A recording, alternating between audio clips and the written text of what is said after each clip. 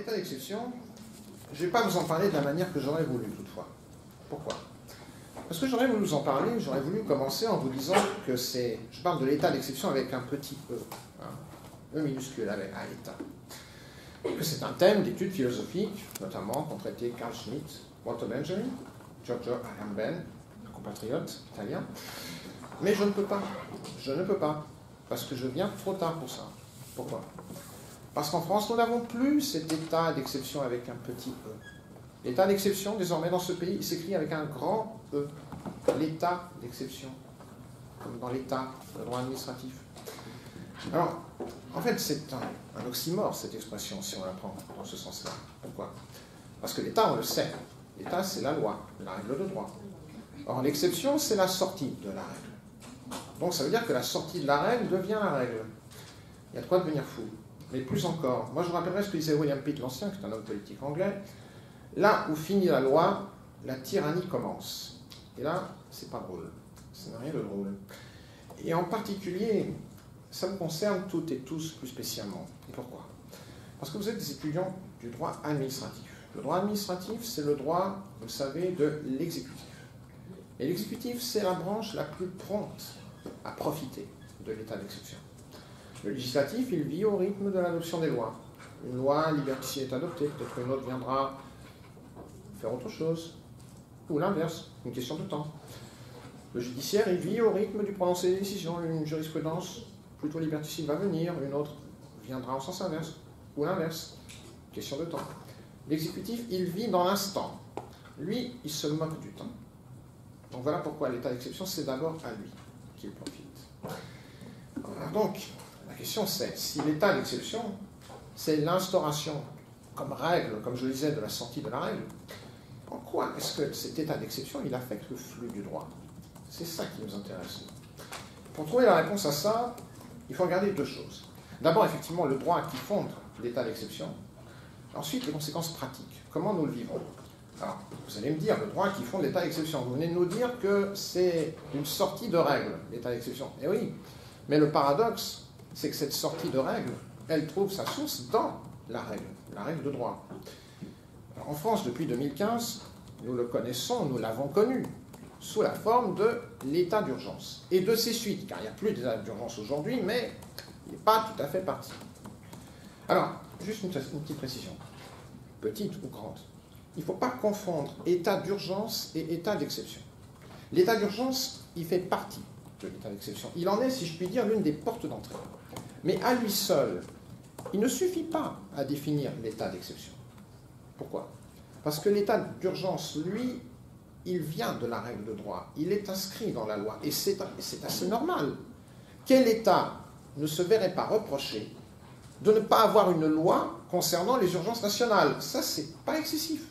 En France, c'est ce qu'on appelle le régime, vous l'avez certainement vu, des circonstances exceptionnelles. Vous connaissez ça sans doute. Alors, de ces circonstances exceptionnelles, il n'y a que l'état d'urgence qui a été mis en œuvre à ce jour. Le problème, il n'est pas que ça existe. Le problème, il est double. D'abord, c'est si les lois sont bonnes, mais mal appliquées. Notamment, c'est un problème qu'on a aux États-Unis. Voilà, la FEMA, c'est l'administration des catastrophes naturelles ou d'autres problèmes comme les attentats, est constamment entravée par le président américain actuel, donc Donald Trump, qui ne cesse de réduire ses budgets, qui ne cesse de faire en sorte qu'il ne puisse pas intervenir. Bon, c'est de lui qu'il faudrait faire en sorte qu'il ne puisse pas intervenir, ce serait plus sage. Bien. Ou alors, les lois sont mauvaises et très bien appliquées. Et ça, par contre, nous, c'est ce qu'on a. Des lois qui, au départ, ne sont pas bonnes et qu'on applique très bien. Et à travers l'état d'urgence, c'est ce que nous avons vu, c'est ce que nous voyons encore à travers sa survivance. C'est ce qu'on va voir aussi. Alors, pour bien comprendre ça, il y a deux choses qu'il faut regarder. D'abord, l'état d'urgence, proprement dit, en quoi ça consiste, sur quoi ça repose. Et ensuite, les autres circonstances exceptionnelles du droit. En quoi elles consistent aussi. Alors, l'état d'urgence, bon, il est synonyme, on le sait, de la suspension de la loi habituelle. Et voilà pourquoi je vous disais que c'est une porte d'entrée dans l'état d'exception. Ce que nous connaissons est suspendu. Pour combien de temps? On n'en sait rien. Pour quelle raison? Oui, on s'en doute. La dernière fois, on nous a dit les attentats terroristes, etc. Oui, enfin bon. Un état d'urgence prolongé, on l'a vu, hélas, on n'a rien évité. Et là, il y a une chose importante. Une loi, je ne vous l'apprends pas, je vous le rappelle, correspond toujours à un besoin du moment. La loi, on l'applique parce qu'il y a quelque chose à régler dans le présent. On sait aussi, le Code civil nous le dit, qu'elle ne dispose que pour l'avenir. Donc, il faut toujours la comprendre dans le contexte historique de son adoption. Et ça, que ça soit il y a 2 ans, que ça soit il y a 2 siècles. Bon, ça ne change rien. Et ça permet notamment de comprendre en quoi une loi, éventuellement, n'est plus adaptée à son temps. Donc, pourquoi elle est dangereuse. Alors, notre état d'urgence, nous, on le trouve où? Dans la loi du 3 avril, le 1er, j'entends, dans le 3 avril 1955. Alors, je vous lis son article 1er de l'époque.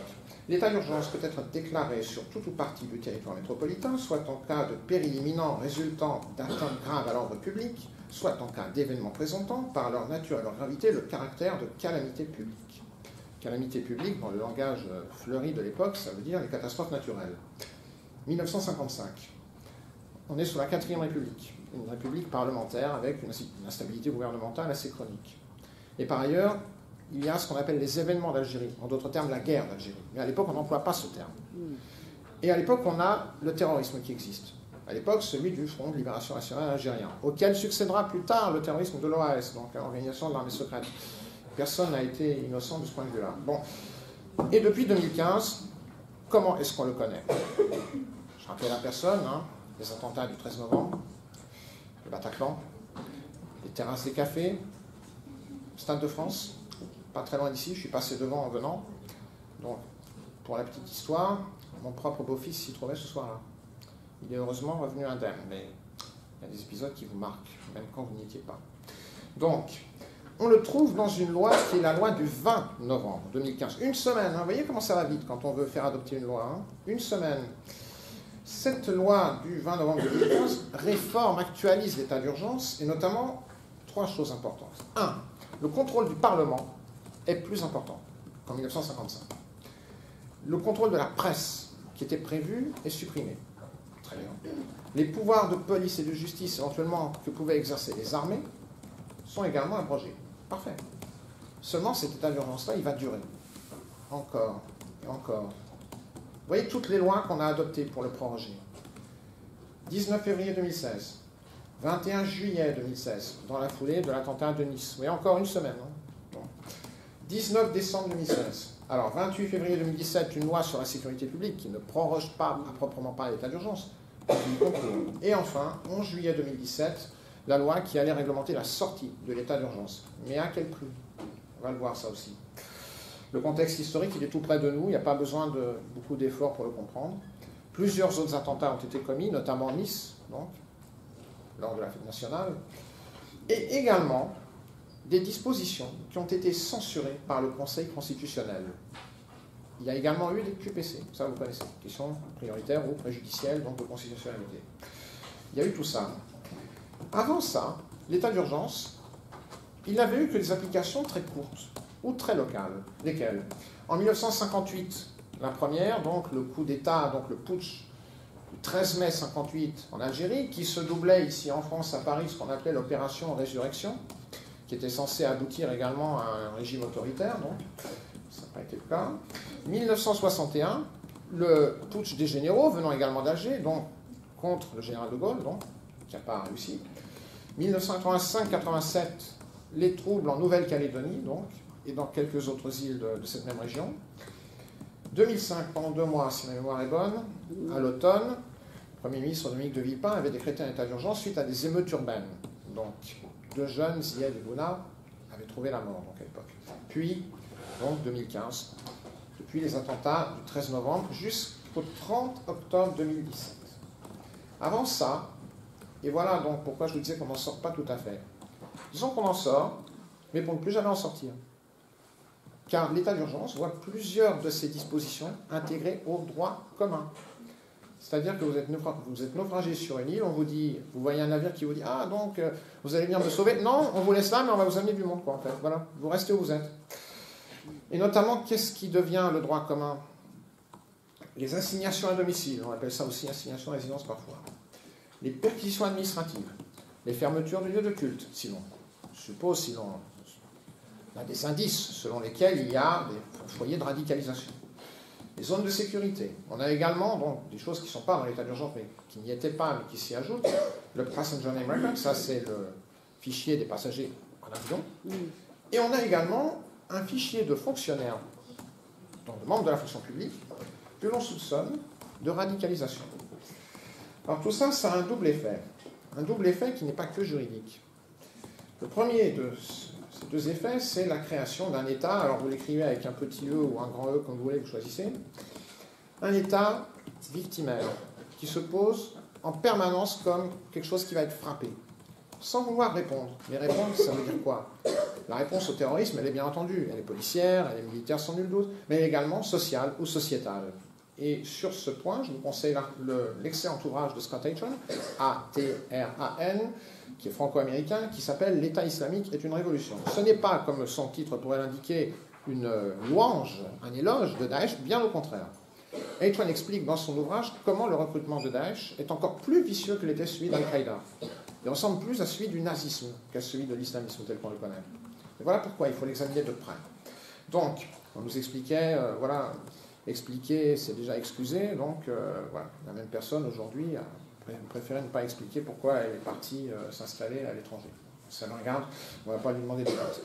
Et puis surtout, je parlais de sortie de la règle. Cette sortie de la règle, elle est verrouillée, puisque maintenant, état d'urgence et situation normale se confondent. Là, je reviens à George Agamben que je citais au début, c'est ce qu'il dit. À la fin, l'état d'exception finit par ne plus être distinguible de la situation normale. Alors, vous voyez déjà donc l'état d'urgence où il nous a menés. Alors, imaginez si on a les autres circonstances exceptionnelles. Tout ça devient quoi dans notre droit? Une bombe à retardement. Pourquoi? Les circonstances exceptionnelles dont je vous parlais, donc hors état d'urgence, sont lesquelles? Parce que l'état d'urgence en est une, mais ce n'est pas la seule. Il y a également l'état de siège et les pleins pouvoirs. Ceux-là, donc, ironiquement, sont de parfaits exemples de ce que je disais au début, à savoir que pour comprendre une loi, il faut se replonger dans son contexte historique. Alors, si je vous dis ça, ça veut dire quoi? Ça veut dire que ces lois sont obsolètes. Oui, mais elles sont pourtant encore dans notre droit. Elles n'ont jamais été appliquées, heureusement, et pourvu qu'elles ne le soient pas, parce qu'après, à côté de ce que je viens de vous expliquer, ce que je vais vous dire là, bon, l'état d'urgence, c'est presque gentil. L'état de siège. Alors lui, il nous vient d'une loi qui est pas nouvelle, la loi du 3 avril 1878, relative à l'état de siège, qui elle-même précisait la loi du 9 août 1849. Oui. Alors le contexte historique, il est double. En 1849, donc on a des journées de juin, c'était en 1848, les 22-26 juin, qui faisaient suite elles-mêmes à la révolution de février, qui commençait à renverser le roi Louis-Philippe Ier. Donc, 1878, là, c'est beaucoup plus clair. 1870, 1871, c'est la guerre franco-prussienne, donc, qui est un traumatisme, hein, n'oublions pas. Pour avoir la paix, la France doit céder Alsace et Lorraine, donc à l'Empire allemand qui vient d'être créé. Puis la Commune de Paris, qui est un grand traumatisme pour les politiques les plus conservateurs de l'époque. Et notre article 1er de cette loi du 3 avril 1878, il nous dit que l'état de siège peut être déclaré, je cite, en cas de péril, ça c'est en 1849, en cas de péril imminent pour la sécurité intérieure ou extérieure, et en 1878 on précise, résultant d'une guerre étrangère ou d'une insurrection à main armée. Mais quand même, bon, on tape dans le haut du panier. Et notre article 36 de la Constitution de 1958, c'est-à-dire en vigueur, lui nous explique quoi? L'état de siège est décrété en Conseil des ministres. Sa prorogation au-delà de 12 jours ne peut être autorisée que par le Parlement. Contexte historique, c'est évident. 1958, le général de Gaulle vient d'arriver au pouvoir par les moyens que j'ai expliqués tout à l'heure, opération Résurrection, qui ne va pas jusqu'au bout mais qui atteint quand même son but. Donc, il lui faut des moyens d'action, notamment par rapport à la guerre d'Algérie. Et la menace aussi, donc, qui n'est pas fou quand même, il se dit, voilà, des gens qui m'ont soutenu au début, tous ces colons algériens, Algérie française, ça se trouve, un de ces jours, moi je vais les décevoir. Voilà, donc, il se dit, voilà, moi je vais me doter de ces moyens-là. Alors là, c'est loin. Vous pensez, les effets de ça, c'est quoi? La police générale revient à l'autorité militaire. Les tribunaux militaires sont compétents pour les crimes et délits contre la sûreté de l'État. Vous voyez, c'est pas subjectif, ça. Certains droits, liberté du domicile, de la presse, de réunion, d'aller et venir, sont suspendus. L'autorité militaire peut instaurer un couvre-feu, des perquisitions de jour et de nuit chez les citoyens, entre autres choses, ordonner la remise des armes et des munitions, interdire les publications et réunions qu'elle juge de nature à exciter ou entretenir le désordre. Imaginez si on avait eu un état de siège après novembre 2015. On ne serait peut-être pas tous là. Donc, déjà, c'est désastreux. Mais alors, elle est plein pouvoir. Est-ce que ça peut être pire? Ben oui, ça peut être pire. Le Conseil d'État, lui, d'ailleurs, il n'ose pas parler de plein pouvoir. Il dit pouvoir exceptionnel. Attention, il faut quand même qu'on puisse dormir la nuit. Mais mine de rien, l'article 16 de notre Constitution en vigueur, il nous dit quoi? Lorsque les institutions de la République, l'indépendance de la nation, l'intégrité de son territoire ou l'exécution de ses engagements internationaux sont menacées d'une manière grave et immédiate, et que le fonctionnement régulier des pouvoirs publics constitutionnels est interrompu, il faut avoir de la respiration, le président de la République prend les mesures exigées par ces circonstances, après consultation officielle du Premier ministre, des présidents des assemblées, ainsi que du Conseil constitutionnel. Il en informe la nation par un message. Ces mesures doivent être inspirées par la volonté d'assurer au pouvoir public constitutionnel, dans les moindres délais, les moyens d'accomplir leur mission. Le Conseil constitutionnel est consulté à leur sujet. Le Parlement se réunit de plein droit. L'Assemblée nationale ne peut être dissoute pendant l'exercice des pouvoirs exceptionnels. Alors on a un petit peu amendé ça en 2008, lors de la révision constitutionnelle du 23 juillet. Alors allez comprendre. Allez comprendre surtout à quoi ça sert. Après 30 jours d'exercice des pouvoirs exceptionnels, le Conseil constitutionnel peut être saisi par le président de l'Assemblée nationale, le président du Sénat, 60 députés ou 60 sénateurs, afin d'examiner si les conditions énoncées au premier alinéa demeurent réunies. Il se prononce dans les délais les plus brefs par un avis positif. Il procède de plein droit à cet examen et se prononce dans les mêmes conditions au terme de 60 jours d'exercice des pouvoirs exceptionnels. Et à tout moment, au-delà de cette durée, avant d'avoir fini, vous dormez déjà. Bon, bref. Alors, contexte historique. Oh, allez, on ne va pas être mauvaisement. On ne va pas dire qu'en 2008, ils ont pensé que le président de la République de l'époque aurait pu vouloir appliquer ça. Bon, on va lui faire ce petit crédit. Allez. Bon, bref. Alors, en tout cas, je reviens à 58. L'article 16 en 58. Le contexte historique, il est clair. La Constitution adoptée par le général de Gaulle, pour le général de Gaulle, sur mesure, si je puis dire, voilà, pour la gestion de crise, et surtout le général de Gaulle, il a vu quoi, lui? Ben, il a vu 39-40. Il a vu la débâcle militaire, la débâcle civile aussi. Il y avait un célèbre juriste, qui s'appelait René Capitan, il disait quoi? Cet article 16, c'est la constitutionnalisation de l'appel du 18 juin 40. Bon, tant qu'il n'est pas appliqué. Alors, il a été modifié, mais jamais abrogé. Alors, on en a parlé 2 fois, depuis les 15 dernières années. On en a parlé en 2002 et en 2017, quand un certain parti que je ne citerai pas s'est trouvé au second tour de la présidentielle. Or, en 1983, le fondateur de ce parti, c'est pas la peine de vous dire son nom, parlait de l'appliquer dès son arrivée au pouvoir pour instaurer, je cite, une dictature à la romaine. Si le président a tous les pouvoirs, le Parlement devient un joli salon de thé. Bon, alors maintenant, on va me dire, mais ça ne peut pas arriver. Si l'exécutif dispose des assemblées, ne serait-ce que de l'Assemblée nationale, si le Sénat trouve un moyen de ne pas aller contre, qu'est-ce qui empêche? On a bien trouvé des moyens de proroger un état d'urgence indéfiniment. Qu'est-ce qui empêche? Vous avez pensé ça au départ? Non. Et voilà comment des dispositions prévues pour protéger peuvent servir à opprimer. Alors maintenant, bon, ce qui pose la question, est-ce qu'une loi est absolue seulement parce qu'elle est dans le droit positif? Je vous renvoie à ce que disait Montesquieu. Une chose n'est pas juste parce qu'elle est loi, mais doit être loi parce qu'elle est juste. En d'autres termes, ça veut dire quoi? Dans le droit français, on a une menace de dictature permanente. Alors maintenant, bon, quelques amendements n'enlèvent pas ces dispositions de notre droit. Si l'état d'urgence a pu être mis en œuvre au-delà de ce qui était nécessaire, donc qu'est-ce qui nous garantit que ça, on ne l'aura jamais? Quelle réponse apporter? Vous allez me dire, il y a le Conseil constitutionnel, vous nous avez dit qu'il y a eu des dispositions censurées, il y a l'UQPC, oui. Tout ça aussi peut un jour se trouver court-circuité. Si l'application de la loi change, et qu'est-ce qu'il vous faut comme changement quand on parle d'état d'urgence? Déjà, ne serait-ce que l'état d'urgence. La réponse du droit change elle aussi. Ce qu'il ne faut jamais faire, c'est tenter de chercher le statu quo ante. Les choses ont déjà changé. On ne peut pas revenir à ce qui existait avant. Il faut trouver des réponses nouvelles. Alors maintenant, pour avoir ces réponses nouvelles, qu'est-ce qu'il faut voir? Il faut voir à quoi on répond. Les conséquences pratiques. Donc, alors elles sont où ces conséquences pratiques? D'abord, elles sont sur la législation nationale, puisque évidemment, on va s'interroger sur ce qui nous arrive dans notre pays à nous. C'est normal, dans nos lois. Mais en France, on n'a pas que nos lois à nous. On le sait. On a aussi nos engagements internationaux. Le pacte international relatif aux droits civils et politiques, notamment, et encore plus près de nous, la Convention européenne de sauvegarde des droits de l'homme et des libertés fondamentales. Alors ça, évidemment, avec des dispositions d'état d'exception, on prend le risque de les enfreindre. On le sait. Quand on se patrie des droits de l'homme, ça fait mauvais effet. Mais bon, avant même de voir les blocages que ça crée, on doit d'abord voir ce qui se passe en droit interne. Parce qu'évidemment, la question que pose Montesquieu, elle vient de là. Et qu'est-ce qu'on va voir avec ça? D'abord, quand même, il faut voir ce que c'est en droit externe. Le problème que ça pose, c'est celui de la dérogation. Ensuite, en interne, ce qu'on appelle les postures juridiques abruptes. La dérogation, qu'est-ce que c'est? C'est-à-dire que quand on a souscrit un traité, des engagements internationaux en matière de droits humains, on va temporairement sortir de ce traité, du moins de telle ou telle disposition. Ça peut être en entier ou ça peut être tel ou tel article. Voilà, bon. On va voir l'organe dépositaire de ce traité et on dit, voilà, pour tant de temps, je déroge à ces dispositions, c'est-à-dire c'est comme si elles n'existaient pas. C'est pas interdit. La dérogation, c'est une des 3 limitations naturelles des droits humains, des droits de l'homme, comme vous voulez. Je vous renvoie notamment à l'excellent ouvrage des professeurs Maya Grando et Michel Hôtelier, donc, de l'Université de Genève, Introduction au droit de l'homme.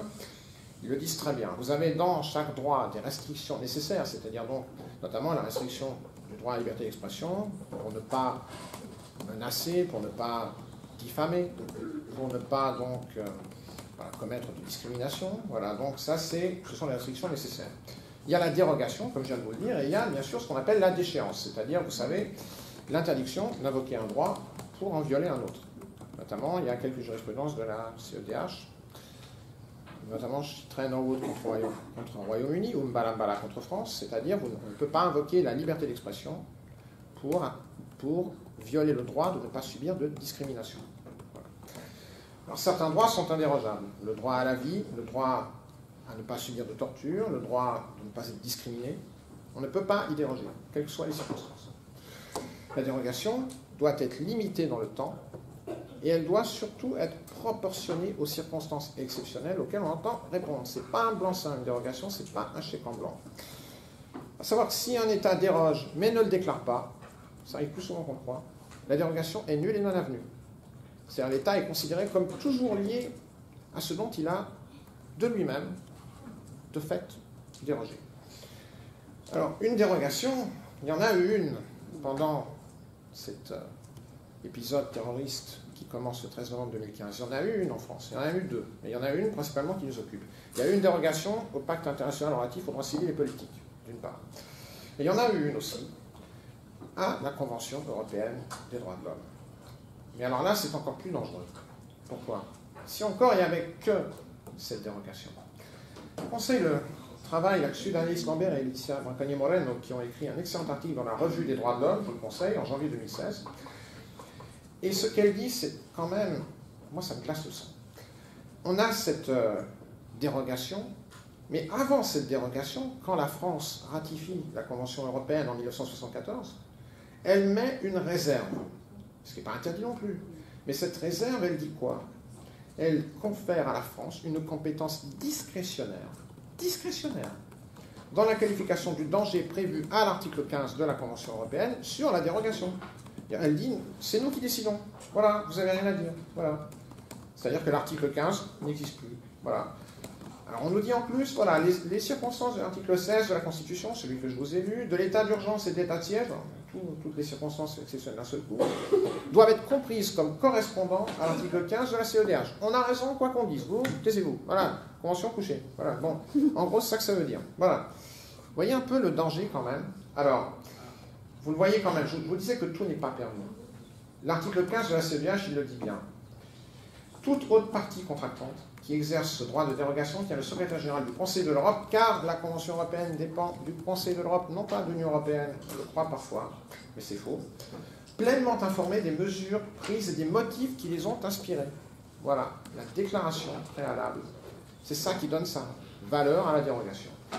Alors donc, on a eu cette dérogation, et avant donc de rentrer normalement, théoriquement, dans le flux du droit, c'est-à-dire de sortir de l'état d'urgence, tout en le rendant permanent dans le droit commun, notre cher président actuel s'est rendu à la Cour européenne des droits de l'homme le 31 octobre 2017, et il a dit, cette phrase qui en temps normal aurait été magnifique, « Les droits de l'homme ne sont pas des valeurs solubles. » Tout à fait, Monsieur le Président, ce serait vrai si vous aviez ce jour-là parlé le langage des droits de l'homme, pas celui du café. Parce que vous avez dit, les droits de l'homme ne sont pas des valeurs solubles, vous auriez dû continuer en disant, donc mon peuple n'en aura plus qu'en dosette. Voilà, à petite dose. Voilà. Alors, par contre, il faut aussi être honnête. avoir une loi sur l'antiterrorisme qui reprenne ces dispositions, ça veut dire que, tandis qu'elles étaient sujettes donc à dérogation, tandis qu'elles n'étaient pas sujettes à la censure de la Cour européenne quand il y avait dérogation, puisque les dispositions dont on déroge ne sont pas censées exister pendant ce moment-là, si elles deviennent une loi, elles deviennent sujettes à la censure de la Cour européenne, elles deviennent sujettes à sa critique. Enfin, tout de même, si vous allez en amont devant la Cour européenne pour vendre votre loi, si je puis dire, c'est quand même que vous n'avez pas bonne conscience. Et effectivement, depuis ces fameux droits de l'homme qui sont des valeurs non solubles, moi je constate une chose, il y a au moins 2 cas où on a des violations flagrantes. Moi je pense à Martine Landry, qui est une bénévole d'Amnesty International à Nice et qui a été jugée pour avoir légalement accueilli 2 migrants en territoire français. Vous voyez comment ça se passe? Elle est mise en examen. On la juge. Puis le parquet, finalement, demande la relaxe. Alors, s'il demande la relaxe, pourquoi il la poursuivi au départ? Bon. Et puis, elle est relaxée. Et le parquet fait appel. Non, attendez, j'espère bien que le juge d'appel dira, vous foutez du monde. Voilà, bon, bref. Et ce qu'on appelle les 7 de Briançon. C'est-à-dire, c'est des personnes qui ont également porté secours à des migrants. Et maintenant, on épingle la France pour ça. Vous voyez, donc, alors, les droits de l'homme, valeurs non solubles, bref. On apprécie voilà, vous apprécierez comme vous le souhaitez. Par ailleurs, bon, quand on va devant une Cour européenne pour montrer un engagement européen, critiquer notamment la Russie, qui ne respecte pas ceci, qui ne respecte pas cela, ce qui d'ailleurs est vrai, si l'on n'incarne pas ces engagements dans les actes, qu'est-ce qu'ils valent? Qu'est-ce qu'ils valent? Hein? Vous savez, bon, je ne m'en vante pas, mais Amnesty International, j'en fais partie aussi. Qu'est-ce qui dit qu'un jour, moi-même, je ne peux pas être pris pour cible, ou n'importe qui? L'état d'exception, c'est ça aussi. Quand vous n'avez plus ce genre de certitude, quand vous savez que l'État où vous vivez, le pays où vous vivez, n'est plus du tout automatiquement dans les limites qui étaient les siennes avant. Et ça concerne tout le monde. Et j'en veux pour preuve une chose. À partir de janvier 2015, je précise une chose, avant d'être ici, j'étais à la mobilisation du barreau de Paris, donc contre le projet de loi justice. Il y avait... Pardon? Oui. Aujourd'hui même, donc, il y avait des barreaux de toute la France qui étaient représentés, la petite couronne, la grande couronne, toute la France. Bon, notamment, la bâtonnière de Paris a fait un discours très, très remarqué. Il y avait énormément de monde. Le monde du droit était solidaire, donc après les attentats, c'est tout à fait normal. Les attentats de janvier 2015, il y a 4 ans. Mais ensuite, à partir de novembre 2015, le barreau de Paris notamment a fait front contre l'état d'urgence à répétition. Contre. C'était l'époque des bâtonniers Sicard et Atlas. Il reste mobilisé contre le projet de loi justice, et d'ores et déjà, il observe le fameux projet de loi anti-casseurs donc, que nous promet le gouvernement actuel. Si vous avez le monde du droit contre vous, en permanence, qui que vous soyez, quand vous êtes le gouvernement, c'est que vous savez que vous êtes dans l'état d'exception. Car les défenseurs du droit, donc les derniers défenseurs du droit, ça reste ces professionnels. Donc, et s'ils sont contre vous, vous devez vous poser des questions. Vous devez vous poser des questions. Ça aussi, c'est l'état d'exception. Et notamment, quand le monde du droit utilise le langage du droit, il sait de quoi il parle. Mais quand le monde politique utilise ce langage pour resserrer les choses, pour les verrouiller, c'est là que commence ce qu'on appelle les postures juridiques abruptes. C'est un mot qui vient de la gestion de crise. C'est le langage de la gestion de crise, les postures juridiques abruptes. Ça veut dire quoi? On a vu conflit peut exister entre le droit national et le droit international, donc dans le cadre de l'état d'exception. C'est d'ailleurs une de ses caractéristiques. Et même observer les procédures ne résout pas tous les problèmes. Votre dérogation, elle peut être légale au regard du Conseil de l'Europe. Ce que vous faites, on va le voir, on va le savoir. Vous n'y échapperez pas. Vous pouvez bien suspendre telle disposition, vous ne pouvez pas suspendre le regard des gens. Vous ne pouvez pas suspendre leurs idées, leurs opinions. Les normes universelles, qui sont celles du pacte international, qui sont celles de la Convention européenne, elles sont là pour être un phare, pour être un repère, donc pour tout le monde. Mais votre solution, vous allez d'abord essayer de la trouver dans votre droit national à vous, celui dans lequel vos citoyens et vous-même pouvez vous identifier. Rappelons quand même que même les cours régionales de droits de l'homme, la Cour européenne, la Cour interaméricaine, disent bien qu'elles n'ont, et même le Comité des droits de l'homme de l'ONU, n'ont de vocation que subsidiaire. Elles interviennent en dernier recours, si vous n'avez pas trouvé la solution dans votre droit interne. C'est la même chose. Vous allez vouloir une loi qui soit proche de vous. Et c'est là qu'on doit interroger quelque chose qui s'appelle c'est vrai pour le pays d'où vient cette expression des États-Unis, mais ça peut aussi être vrai ici, la constitution non écrite.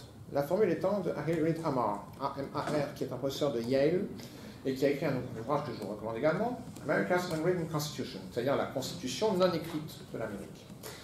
Cette question-là, cette constitution non écrite, nous permet de poser une question. Pourquoi n'y a-t-il pas eu d'état d'urgence, déjà, après les attentats de janvier 2015, ceux d'il y a 4 ans? Charlie Hebdo, Montrouge. Une école juive aurait été visée à Montrouge. Vous voyez, ça on n'est pas sûr, mais on pense que peut-être Hamidi Koulibaly, qui a commis cet attentat, voulait faire la même chose que Mohamed Merah en 2012. Puis l'hypercacher. Là, la motivation était claire. Pourquoi il n'y a pas eu d'état d'urgence? Éventuellement, parce que si l'on regarde cette constitution non écrite, on peut comprendre plusieurs choses. 1. On a eu, par rapport à des attentats terroristes, un positionnement qui était celui de dire il faut respecter la laïcité. D'accord, il faut respecter la laïcité, mais le terrorisme, on n'en est déjà plus là. Ce sont des gens qui tuent. On tue. Il n'y a pas de question de laïcité quand on tue. Alors, ce n'est pas la peine de stigmatiser les gens, parce qu'on se doute bien de qui on parle en matière de laïcité. Ensuite, on nous dit, eh bien, après l'hypercacher, on nous dit, eh bien, les Juifs de France, eh bien, Benjamin Netanyahu vient dire, il faut qu'ils viennent en Israël, il faut qu'ils viennent tous vivre là-bas. On nous répond, non, non, les Juifs de France, ils sont ici. C'est pareil, si on commence à définir un individu selon sa religion, bon, l'individu, il vit où il veut. Mais déjà, si on sectorise comme ça, vous voyez qu'on sort déjà de quelque chose. La loi est égale pour tous, article 1er de la Constitution, non, ça c'est pas grave. Bon, article 1er de la Déclaration des droits de l'homme et du citoyen, bloc de constitutionnalité, non, c'est bon, on oublie. Voilà. Ensuite, il y a eu encore une autre stigmatisation, celle du mouvement social et de la société civile à laquelle j'appartiens. Et ça porte un nom, ça porte le nom de loi renseignement. Cette loi qui a été adoptée en juin 2015, si je ne me trompe pas, et qui ne sert à rien d'autre qu'à écouter des gens qui n'ont pas besoin d'être écoutés. Voilà, comme on disait à l'époque dans nos manifestations, nous voulons être entendus, pas écoutés. Et par ailleurs, ça n'a pas empêché les attentats du 13 novembre. Vous voyez? Au moins ça a eu lieu. Et tout ça, c'est quoi? Ça montre une chose. Le langage des autorités devenait belliqueux. Voilà. C'est la faute A, c'est la faute A, c'est la faute A. Les postures juridiques, ça commence là. Au lieu de rechercher des réponses dans la société, des réponses de prévention, on va désigner, si ce n'est des coupables, du moins des raisons, des causes. Oui, non, d'accord, mais bon, c'est trop tard. Ça ne ramènera pas les gens à la vie. Et à partir de novembre 2015, le langage des autorités devient ouvertement belliqueux. Quand vous rentrez dans un état d'urgence, oui, vous allez avoir le langage qui va avec. Fait référence à un ennemi qui est désigné quelque part, qui est là dans la nuit, qui nous guette. Il faut d'abord, comme j'ai dit tout à l'heure, chercher des solutions sociales, sociétales, faire de la prévention, mais intelligemment, notamment pas avec des affiches, comme il y en avait une à l'époque qui vous dit si quelqu'un de votre entourage n'écoute plus de musique, ne voit plus les filles, ne va plus à la piscine, il est djihadiste. Voilà, non, il est peut-être radicalisé, mais il n'est pas djihadiste, pas confondre. La frontière est ténue, je l'accorde, mais bon. Quand on n'est que radicalisé, mais après, bon, djihadiste, c'est encore un autre problème. Alors, pendant tout ce temps, qu'est-ce qui se passe? On a aussi des questions qui se posent. En 2016, des questions sur le rôle des divers services. Je rappelle quand même qu'il y a eu une commission d'enquête parlementaire sur le terrorisme, la commission Fenech, qui a quand même mis en avant des dysfonctionnements à l'intérieur de l'État même. Par ailleurs, il y a eu d'autres attentats. Je rappelle Magnanville, dont la police était visée, des policiers étaient visés. Il y a eu Nice, donc il y a eu Saint-Étienne-du-Rouvray, un prêtre catholique a été tué. Voilà. Donc, qu'est-ce qui se passe? L'état d'exception, eh ben, il commence aussi là. Quand vous croyez lutter contre quelque chose et que vous ne luttez pas, et que finalement vous vous laissez piéger. La dérogation, c'est un piège. Et les postures juridiques abruptes aussi, c'est un piège. Pourquoi? Parce que les postures juridiques abruptes, elles sont l'expression du légalisme. Or, on le voit bien, le légalisme, ça peut aussi être l'ennemi de la loi. Je vous invite notamment à regarder ce que dit maître Patrick Spinozzi, donc de Paris. Il l'a écrit dans Le Monde, notamment, il l'a très bien écrit, sur le projet de loi anti-casseurs qui est à l'étude. Alors il dit quoi? On continue à s'inspirer de l'état d'urgence. Et l'état d'exception, vous voyez, c'est bien ce que dit Agamben, on ne le distingue plus de l'état normal. On ne le distingue plus de la normalité. Alors, on dit qu'en droit, il ne faut pas conclure, mais enfin, il faut quand même conclure à un moment donné. Et conclure pour dire quoi? Quand la loi permet en elle-même, au départ, de mettre trop facilement fin à son flux, à son fonctionnement. À supposer qu'il y ait une véritable urgence nationale, en l'occurrence le terrorisme. Vous voyez comment ça devient un prétexte facile? Bien sûr qu'il faut lutter contre le terrorisme, personne ne va dire le contraire.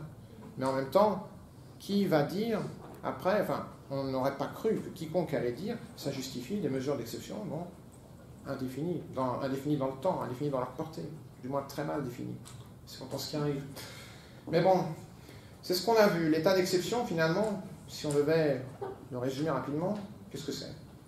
C'est quelque chose qui a l'effet, si ce n'est le but négatif, de créer une situation de schizophrénie. La lettre du droit est séparée de l'esprit du droit. Le droit national est séparé du droit international. On est dans une paralysie qui est potentiellement mortelle, notamment face à des gens pour qui le droit, tel qu'on le conçoit nous, ne veut rien dire. Et enfin, finalement, on en a parlé, la réponse, elle vient d'où? Oui, elle vient du droit, mais au départ du droit, qu'est-ce qu'il y a? Qui est-ce qu'il y a? Eh bien, il y a nous, il y a les citoyens. Le citoyen, c'est lui qui doit en permanence veiller à ce que l'arbitraire ne prenne pas pied. Et quand il a pris pied, s'y opposer. Et ne pas craindre l'anathème moral. L'anathème moral, vous êtes un ennemi de la République, vous êtes je ne sais quoi. Non.